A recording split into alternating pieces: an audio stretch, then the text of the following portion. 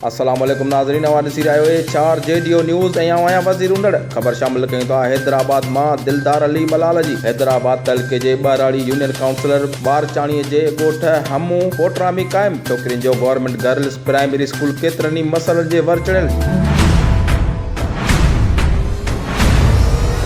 चूंडियल नुमाइंदनि तोड़े तइलीम खाते जे अमलदारनि का परगो न लधी। तफ़सील मूजिब तहलके हैदराबाद ॿाराड़ी जे ॻोठ हमू पोटरा में क़ाइम थियल छोकिरियुनि जे प्राइमरी स्कूल जी बिल्डिंग काफ़ी अरसे खां नाकारा बणियल मरमत न थियण करे क्लासनि जा चापुड़ रोज़ानो किरण लॻा, जंहिं करे केतिरा ई दफ़ा मासूम शागिर्दनि जे मथां छितिन जा चापुड़ किरिया आहिनि, पर हू मौजज़ानी तौर महफ़ूज़ रहियूं आहिनि। इन नाकारा बिल्डिंग जी मरमत न थियण जे करे ख़ौफ़ विचां केतिरियूं शागिर्दणियूं स्कूल में घटि अचण लॻियूं, जॾहिं त छोकिरियुनि जे स्कूल अंदरि पाणी बिजली वाशरूम जी सहूलियत पिणु मौजूदु न आहे। फर्नीचर जी खोट आहे, जंहिं करे केतिरियूं नियाणियूं पट ते वेही तइलीम हासिल करण ते मजबूर आहिनि। उन मौक़े ते मौजूदु ॻोठाणनि समाजी अॻुवान समर ख़ासकेली मंज़ूर हुसैन शहाबुद्दीन ऐं ॿियनि मीडिया सां ॻाल्हाईंदे चयो त नियाणी जे स्कूल में का बि सहूलियत न आहे। नियाणी जे स्कूल में का बि सहूलियत न आहे। असां केतिरा ई दफ़ा तइलीम खाते जे अमलदारनि खे स्कूल जी मरमत लाइ दरख़्वास्तूं ॾिनियूं आहिनि, पर कूड़नि आसरनि खां सवाइ कुझु बि नाहे मिलियो।